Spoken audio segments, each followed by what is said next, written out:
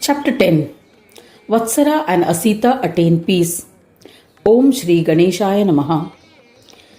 Naidruva said to Asita, I have listened to the magnificent legend of Krodasara and how he was pacified. There is an insatiable sweetness to this legend. Listening to legends of Vignesha does not satisfy us. O uncle, what did you ask Brahmadeva? How did he respond? O Asita, O compassionate one, please narrate this legend which is the bestower of yoga. Mudgalacharya said to Daksha that when Naidruva asked thus, his uncle, the illustrious Asita, narrated another legend of Ganesha to explain the glory and importance of yoga. Asita said, O learned son, listen. I bowed to Brahma and asked humbly, please tell us the legend that is peace bestowing and can liberate all. In the state of Sahaja Yoga, one experiences Swadhinatva, dependence on self. As a result, in that state, desires manifest. Please explain why this Brahma is endowed with desires. We beseech you. We have lost our peace of mind. Therefore, we have approached you. There's no doubt about it. Please guide us on the path of peace. We shall heed to your advice. Asita continued, when Vatsara and I prayed to Ganapatya Brahmadeva, the one well versed in all doctrines, preached the great enigma that is Ganesha with love and joy.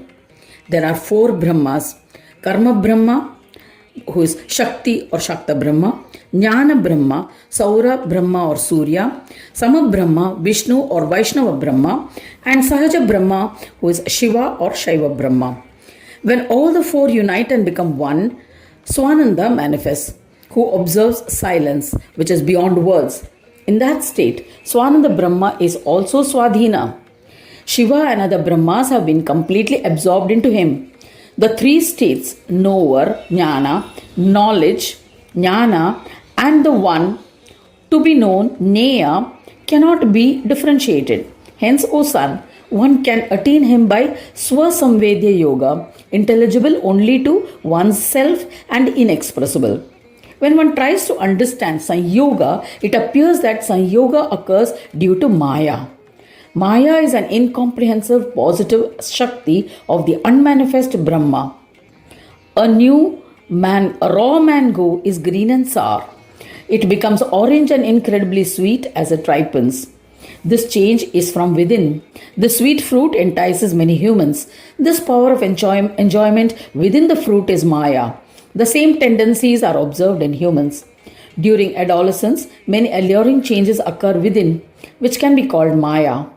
A yoga which is separation or disjunction occurs due to a negative Shakti.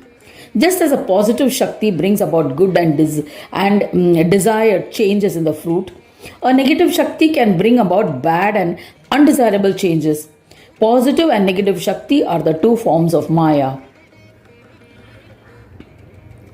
which destroys all Samyoga. When one is completely detached from all worldly attachments, one achieves the state of Nivritti. It is only then that Brahma can be attained by Buddhi, intellect. Nivritti is a path of turning back, the path of turning within towards spiritual contemplation and placing God at the center of our existence after fulfilling our familial and professional duties. If not, Brahma can never be attained. To attain this state, a yogi has to quench permanently the soul's thirst for desires to own materialistic wealth. There should be no other desire except attainment of Brahma. The yoga between Sanyoga and Ayoga Brahmas is the peace-bestowing yoga. When such Shanti or peace is achieved, it means that the yogi has maintained and attained him. One realizes that Ganesha is in Sanyoga and in Ayoga. Vedas mention Ganesha to be the bearer of absolute peace. By singing his bhajans, both of you will become acknowledged as yogis and attain Shanti Yoga. The elephant head of Ganesha represents the asampragnat state, the unmanifest state, while the rest of the body represents his sampragnata state or the manifest state. The Gajanana, as that we see represents the embodied form of the union of these 2 states. Know that the word Gana represents a collective entity. It represents a collective of all Brahmas. The Lord of this collective is Ganesha.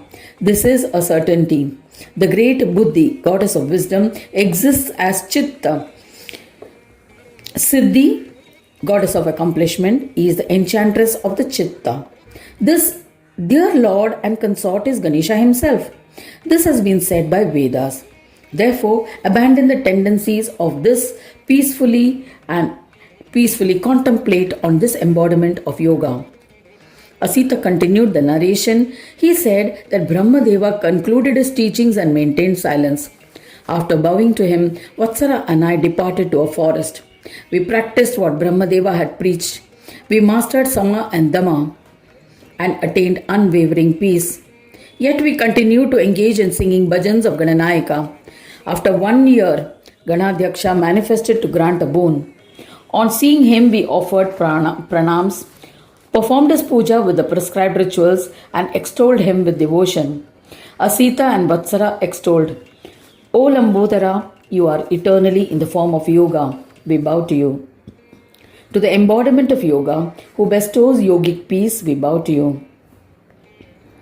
O Vignesha, you are the destroyer of obstacles of your profound devotees.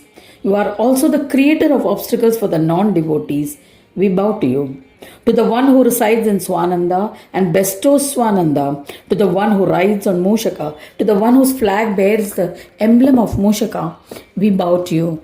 One who has no protector, yet is the protector of all, to Ganesha, to the Lord who protects the protectors, to Vinayaka, we bow to you. To Heramba, who is the mother and father to all, to superlative sovereigns Jeshta Raja, to the one who is the most supreme amongst the supreme ones, we bow to you. To the one who cannot be quantified, to the one whose true knowledge is not possible, to the one who conducts innumerable divine plays, to the one with infinite forms, we bow to the one who bestows immeasurable things. To the Lord who is the protector of his devotees, to the consort of Siddhi and Buddhi, to the one who protects different Shaktis, to the one whose divine plays are as endless Maya, we bow to you. O Gajanana, you are worshipped foremost and by all. To the one who grants Siddhis to all, we bow to you. To Vakratunda, to the mighty one, to Ekadanta, to Mahodara, to Deva, to the Lord of Lords, we bow to you. To the one who assists the Asuras, to the one who bestows various boons and who also destroys Asuras, to the divine Asura, one assuming terrifying form, we bow to you. To the Lord of Brahmas, to the one who imparts knowledge to Brahmas, to the one who is the form of Brahmas, to Dundi, who can be understood through Vedas, we bow to you. To the one who cannot be experienced by the mind or expressed by speech, Manovani Vihina, to the one who can be experienced by the mind and expressed by speech, Manovanimaya, to the Lord of Yoga, Yogisha, to Paresha, to the one who is devoid of any unhappiness, we bow to you. Vedas and Yogindras too have become exhausted from praising you and are incapable of describing you in entirety. How can we describe your virtues? O Ganadisha, we can only bow to you.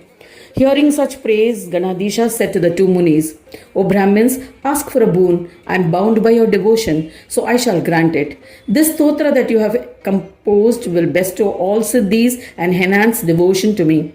When Gajanana promised in this manner, the two Mahayogis sent to him humbly, O Ganadhyaksha, grant that our devotion be steadfast at your holy feet. We have no other desires. This is the only boon we desire. Ganadisha granted the boon, saying Tathastu, and disappeared. Since then, we have been worshipping at his holy feet with steadfast determination. Asita Yogi then said to him, O son Naidruva, I have imparted the knowledge of Ganesha. Practice self-control and restraint of the senses, samadhama, and worship Ganesha. Asita Muni then initiated Naidruva into the Ekakshara mantra of Ganesha, and the yogi disappeared. Naidruva practiced asceticism to serve Ganesha. Thus ends the 10th chapter titled Vatsara and Asita Attain Peace in the 5th Khanda of the Purana Upanishad, Srimad Mudgal Puran, describing the legends of Lambodara, dedicated to Sri Gajanana. End of chapter 10.